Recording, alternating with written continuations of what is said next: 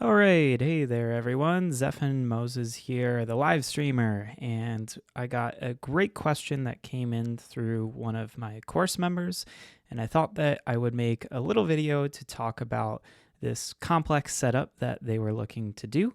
So let me share with you what the question was, and then I'll kind of diagram out and talk through what I would do. So the question is, I am helping a nonprofit with their fundraising event to support veterans. Kudos to you for doing that. We need the live video footage to be seen on 2 screens up front. We also need to switch from the live video to pictures, slides, video clips, etc., so that everything can be seen on the 2 front screens, and so we need a simple switcher. I also need to record the audio coming from the audio board so that they have good, clean audio that they can use when they edit the event for use later. What do they need to make this all happen? I was told to get an SDI switcher, and so we're going to rent one. Any suggestion on the switcher that we should rent? The follow-up questions were, do we just plug the live camera into the video switcher and plug in a computer with pictures and slides into the switcher and then run cables from the switcher to the 2 front screens? What's the best way to record from the audio board for use later? Someone said we may need a capture card. I'm not sure what that is, but is it needed? Okay, so a lot of things here. Let's just talk about what the setup looks like in general. So we're going to talk about inputs and outputs. So let me jump over here to my little whiteboard drawing that we're going to make. So first of all, it was mentioned that there are 2 screens up at the front of the room. So we're going to have these as our 2 screens at the very front of the room. So if you want to pretend for a moment with me that this is the front of the room, and pardon my very elementary diagram here. So we've got our 2 screens, and maybe there's a stage in the middle, so maybe it's kind of like this, and there's probably someone who's speaking up on stage. So we'll make like a nice little stage platform here. I'm just going to put one of these guys in. So let's pretend like this is our stage here, and this is where our people are standing, and then maybe we have screens on either side of the stage. So that is our 2 outputs that we need to be sending something to. I'll put this as, let's just call this screen 1, and I'll bring this over here so we can put this onto our little shape.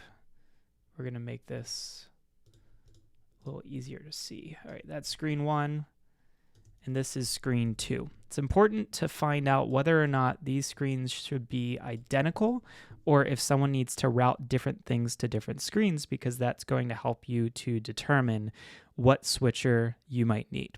Okay, so those are the 2 outputs.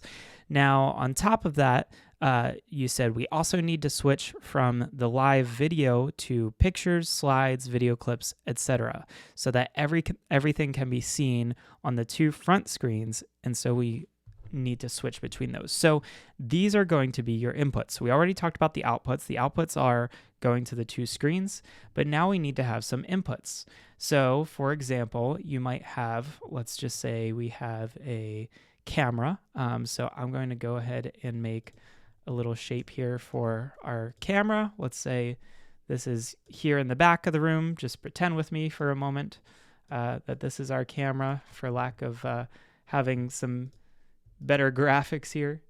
So I'll just call this cam, and we'll go ahead and make this text a little bit smaller to fit inside our box here. Okay, so we have our cam in the very back of the room. And then we need to have other inputs. So if you mention things like pictures, slides, video clips, these need to come from somewhere else. Typically, that means having a laptop. So another one of your inputs might be a laptop that's in PowerPoint. So maybe back here at your control table, you're going to have a Mac or a PC. And let's say our control table's maybe back here in the corner of the room. I'll give us a nice little box here. This is, let's just call this our control table. Okay, so we're going to have something that can put out slides. If you have pictures or images or anything else, it could be on this same device, but you really have to spend that time in advance of the event to make sure everything's lined up in an order. Or alternatively, maybe what you do is you give yourself a second computer. So maybe one is for slides, the other is for videos, and then you've got your switcher. So back here on this table, we're also going to have, I'm just going to label this ATEM, and then we'll talk about what model makes the most sense. So we've got our ATEM. So now you can see what our actual inputs are. You're also going to have an input from the audio mixer. So there's a good chance that also at this back table, you're going to have an audio mixer. So I'm just going to add one more input here, audio. Okay. So we have our inputs and our switcher. Just going to separate them so it's a little bit easier to see that and understand. So you have 4 inputs. 3 of them are video feeds, one being your camera, 2 of them being Mac or a PC. And this is something that you need to determine based on the show flow and talking to the client and determining what's going to happen there, how frequently you need to be switching back and forth between stuff. Now, one of these PCs, if it's your video playout machine and you're playing videos back, chances are you need to make sure that there's an audio feed that's going from the PC to your audio mixer. So I'm going to draw a little arrow here. Let me get my shapes. So you're going to need to make sure that there's a feed from the PC that's sending audio, because if you want those videos to be seen in and heard in the room, then you need to make sure that the audio is going to the mixer that is feeding any speakers in the room. Then over here, you're going to have a video feed, which is typically HDMI or SDI, that goes from PC 1 into your ATEM, and a second one from PC 2 into your ATEM as well. And then on top of that, if you've got 1 camera, 2 camera, 3 cameras, whatever you may have for the event, let's say maybe there's 2 cameras just for the sake of this demonstration. So maybe you've got one that's a wide shot of the room and one that's maybe a close-up of whoever's speaking. So let's just call it 2 cameras. Those will also need to connect to your switcher. So I'm going to draw some little arrows here as well. Okay, so we have 4 devices that need to connect back to the ATEM, assuming that you determine that you need 2 cameras and 2 PCs. You're also going to have an audio feed from the video playback PC that goes to your audio mixer, and your mixer is going to send a return feed back to your ATEM so that the audio is recorded in with your live mix. That way you can do everything from the ATEM. So now you can see we have 1, 2, 3, 4 visual inputs on the ATEM. You have 1 audio input on the ATEM. And now we have our outputs, which are screen 1 and screen 2. So I'm going to make some new arrows. These are going to be, let's use a different color just so it's a little bit easier to see this. So here's arrow 1, and we're going to make this one a different color. Let's call this red. And this is an output 1, which really 1 should go to screen 1. And then we also need an output 2, which goes to screen number 2. Now, you could potentially avoid needing 2 separate outputs by taking output 1 and running it through a splitter and then splitting it off to screen 2. One of the beauties of that is if you do that, then this cable, you only have to run 1 cable to 1 TV or 1 screen up front. So really, we could hug this side of the room, which allows us to run cables against the wall. And then we're going to go ahead and put a splitter here before it hits screen number 2. So let me, I'll pull this down just a little further so that you can see that. And let's say that we put in a splitter. Now this is only assuming that you're okay with both of these screens being identical. because if you don't want them to be identical, then you need to be able to have two individual separate outputs from your ATEM switcher. Okay, let me get my split in here. All right, so you could put in a splitter, and then that splitter would send one feed along to screen 2 and the second split feed along to screen 1. That would allow you to send a feed to both screens. It just will always be identical, but this path is kind of the path of least resistance because you can hug the wall of the room and you don't have any issues with cable runs running all the way across the room. Now, when you're dealing with distances like this is why it's important to do a site survey. You can determine how wide and how long a room is. So you need to make sure that the room is within a certain range. If you're using HDMI cables, typically you don't want to use anything longer than about 25 feet, give or take, because you're going to hit the limitation of regular HDMI cables. If you're using HDMI fiber cables, they can go hundreds of feet, but of course they are a little bit more fragile. So in this case, SDI is what makes the most sense for something like this, because SDI is good for up to a 300-foot or 100-meter cable run. So if that's the case and you're, in a bigger ballroom, this is kind of how I would set these things up. And then what I would be doing is getting a couple of things. One is I would be getting some long SDI cables, 100-footers, 200-footers, a whole mix of them. Two, I would be getting some converters. So my favorite is the Decimator MD HX because it allows for scaling. So I really like to use this converter anytime that I'm plugging in computers or anything that might have just a funky, any sort of funky frame rate. So here's a massive MDHX. What I would probably be doing is putting one of these in at the PC before this PC goes to the ATEM, and probably a second one at this PC as well before it goes to the ATEM. That way you can convert from HDMI coming out of the PC to SDI going into the ATEM. Same thing too, you need to check if your cameras are only HDMI or if your cameras output SDI, then you can determine whether or not you're going to need to convert it. These decimators, what's beautiful about them is they also act as splitters. They have one HDMI in, one HDMI out, but then they have four SDI outputs. So what I could do is I could put a decimator up here, which could act as my splitter, and I can run one SDI cable from the ATEM to the decimator, and then two SDI cables, one to each screen, if I'm using it like a splitter.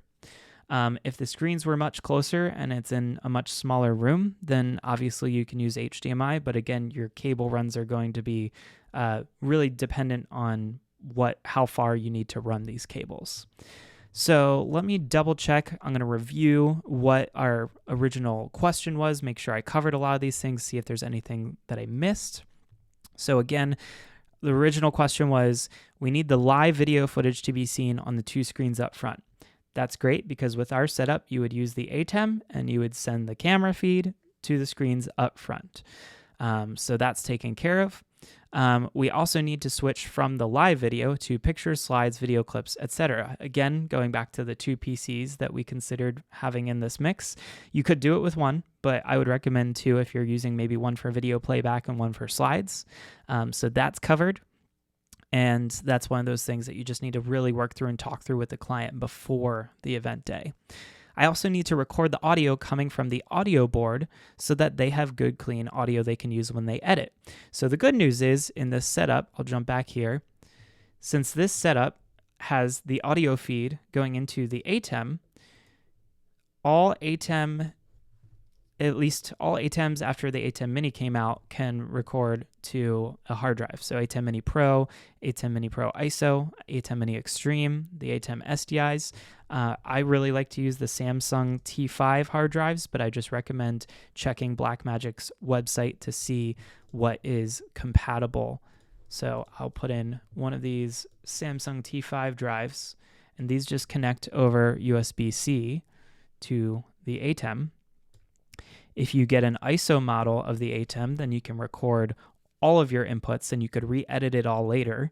If you're not using an ISO model, you can at least record the live feed that you're sending out, so the live show, and then still do a little bit of editing later. Just know that you won't have the individual camera feeds available to you. So you need to get an ISO model if you want to be able to record all of the ISOs.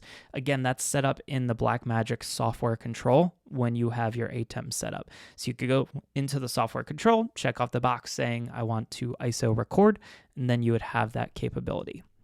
Now, most modern mixers these days do have the ability to record audio internally or to an SD card. So I would check with whoever your audio person is for this event to make sure that they have the ability to do that, because it's always good to have an audio backup recording.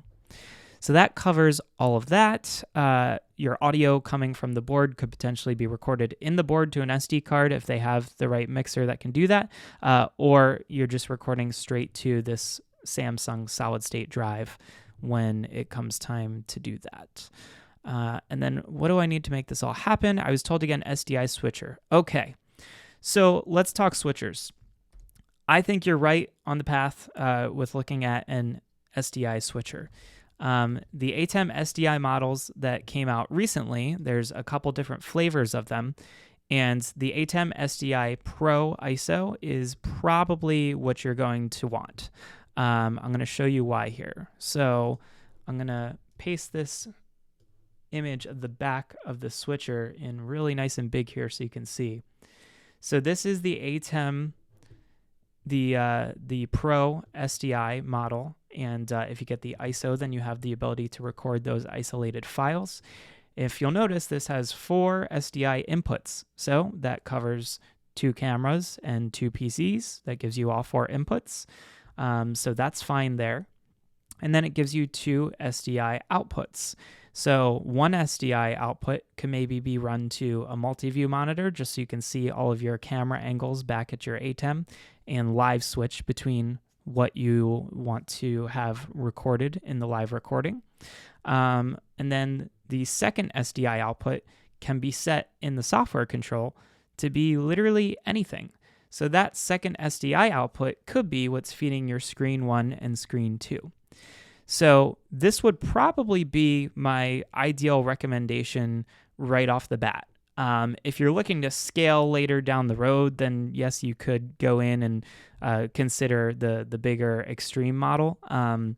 But I think for the setup that we're talking about in this current scenario, the ATEM SDI Pro ISO is $795, and I'm pretty sure you could get those rented from sites like Lens Rentals or Borrow Lenses. So I would check out those sites to get that rented. At $795, I'm probably just going to buy it and include a lot of that in the cost billed to the client anyways. But I hope that this answers your question. I hope that this was really helpful to kind of see how I would go about planning for this. Obviously, there are bigger, much more advanced switchers, but if you're just getting started, then this would cover it for you. And then to answer your last question, you had mentioned someone said needing a capture card. The only reason why you would need a capture card is if you're trying to get this video feed into a computer so that you could live stream it, whether you need to send it to Zoom or Facebook or YouTube. Now, the beauty of the ATEM is this USB port on the back of it. This is a USB-C port, and you only have one of these, so you'd have to either use that for recording on this model, or if you get the Extreme model, I'll see if I can find a picture of the Extreme model. But on the Extreme model, you would get 2 USB ports. So one could be retained for recording straight to the solid state hard drive, and then the second one could be used to send this feed into a computer as a capture device. So this is important to mention that if you had to go the capture device route and record at the same time, then you're going to want to go for the higher end model, the ATEM SDI Extreme ISO, because it's going to have 2 USB outputs. Again, one for your capture for the computer, and one that's going to be recording to your hard drive. Now that's coming in at $1,495, so it is going to up your budget if you needed to get something like that. And I was trying to look for a picture here of that model, if I could bring this on screen for you here just so you can see the back of it. Bear with me here momentarily. Okay. So you can see here on the back of this one, you have 8 inputs, 4 outputs, and 2 USB connections. So you would need that extreme model if you wanted to be able to do all of that at one time. So that's something where I would probably go for the extreme if the budget is there.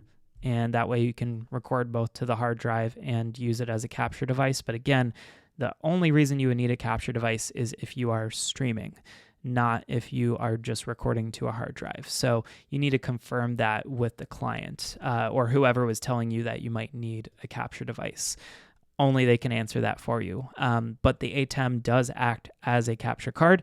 You do not need to buy a separate unit as a capture card. So all in all, fantastic questions here. I'm really glad that you asked this question about a complex setup like this, and I'm glad that I was able to kind of diagram this out for you. A quick side note on the Decimator MDHXs that I recommended. They have been a little bit challenging to find. I think there's some supply chain issues there. If you don't need scaling built in, which you shouldn't if you're using one of these ATEMs, then you can use the much cheaper Decimator MDLXs or Blackmagic bidirectional converters. They come in around like $75 to $100 a piece versus the MDHXs I think are about $300 or $399. So you can use those if you want. Just remember that in our diagram here, where this splitter comes in, you would still need an actual splitter because the LXs don't have the 4 outputs that the HX has. They just have SDI in, SDI out, HDMI in, HDMI out.